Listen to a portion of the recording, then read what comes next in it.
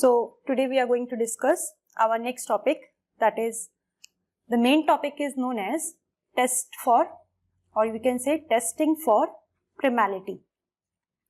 Testing for primality. This means that we have a technique through which we can test whether a number is prime or not. So the algorithm which is used to test the primality testing is called Miller Rabin Algorithm, or we can say Miller Rabin test. Because in a number of cryptography algorithm, it is necessary to select one or more large prime numbers at random. So we are facing with the task of determining whether a given large number is prime or not.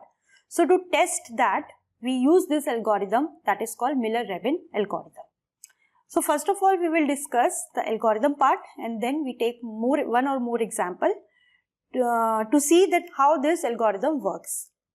So in this Miller Rabin test, in which we have a two number, where this n is a number through which we can apply this algorithm, or we can say the number we have to test whether they are prime or not, and this a is a base value having a default value, that is 2. Okay, so this n is a number to test whether the number is prime or not, and this a is a base value which is a default value having default value, that is 2. After that, the first step is that we have to find m and k. There are two parameters m and k, such that this n minus 1, this number n minus 1 is equals to m into 2 to the power k. So after we can say after satisfied this equation, we can find out that these two parameters m and k. Then we with the help of these two parameters m and k, now we calculate t with the help of a to the power m mod n. Okay.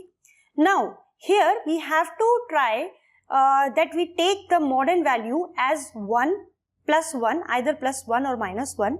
We will always try to take it.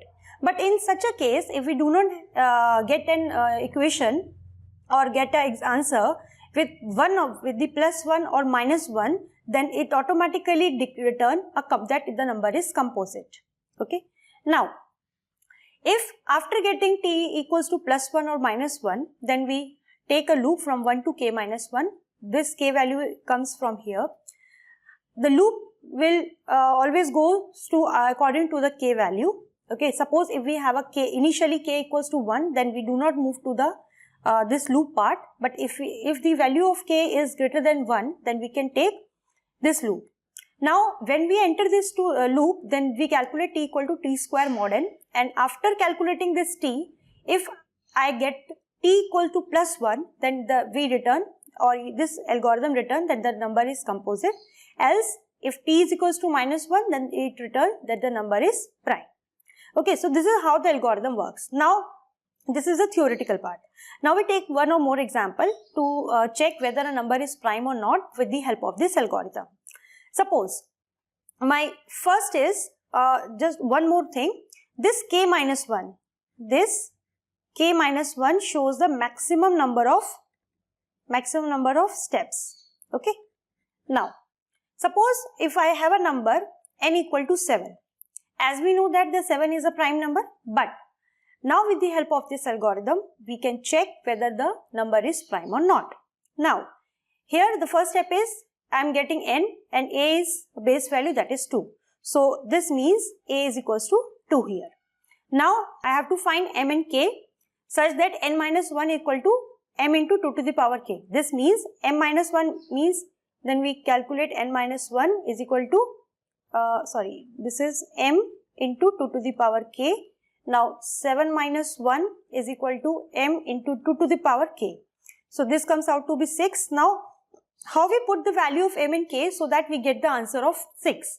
So this means if I am taking 2 to the power 1 into 3, then at that time we get a value 6. So this means after solving this problem or this equation, I am getting m equals to 3 here and k equals to 1 here. Okay. So this is this step.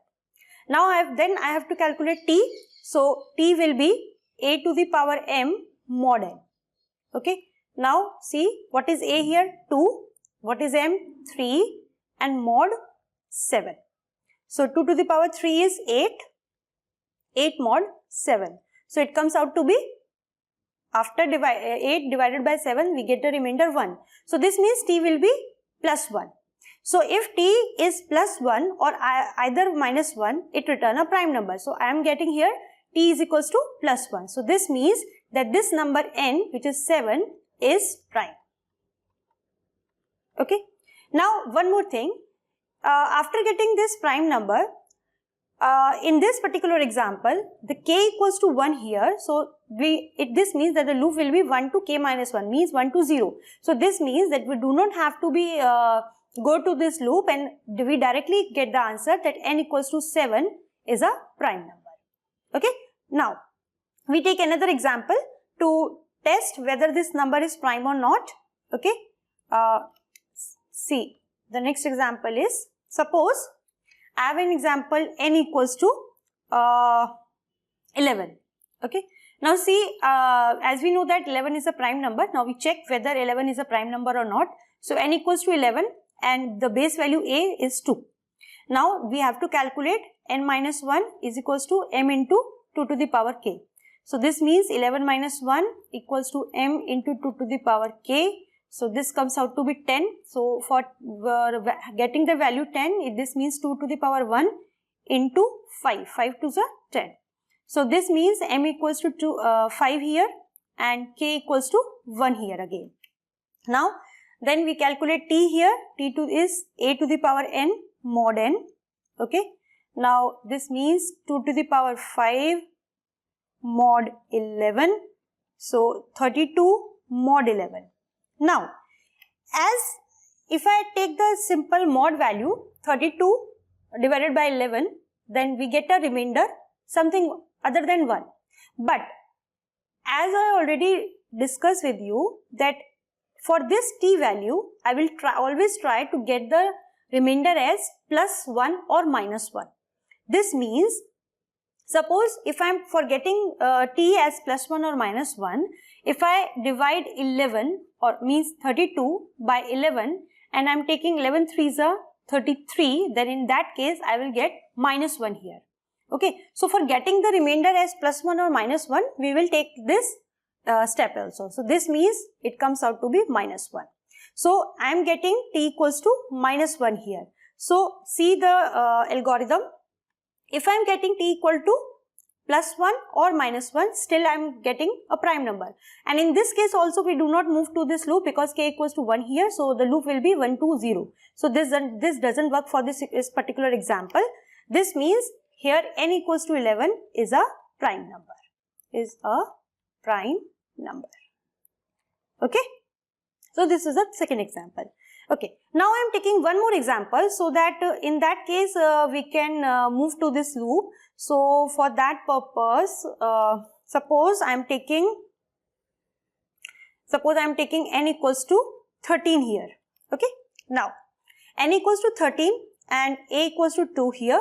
So for getting m and k, the equation will be n minus 1 is equals to m into 2 to the power k. Then 13 minus 1 is equals to m into 2 to the power k, that is 12 equals to, now this will be 2 to the power 2 into 3. 3 into 4, that is 12. This means m equals to 3 here and k equals to 2 here. Okay. Now after this I am calculating t, that is a to the power n mod n. Then 2 to the power 3 mod 13. So this will be 8 mod 13. So if I divide 8 by 13, then I am getting a remainder 8 here.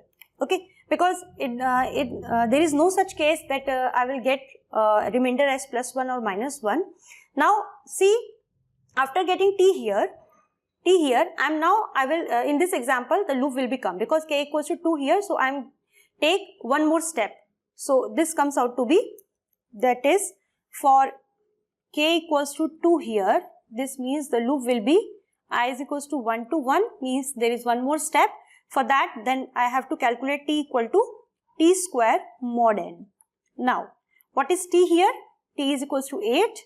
So 8 square mod 13, and it comes out to be 64 mod 13. Now see, after calculating this t, I have to get output t equals to +1. If I am getting +1, then we return a composite. If I am getting t equal to -1, then we get the return value, that is a prime. So if I am getting 64 mod 13, and if I have to get +1 or -1, so it comes out to be -1 here. Okay, so this means n, which is equals to 13, is a prime number. Okay, if you still have any query, then you can ask in our comment section, and so keep watching our video. Thank you so much.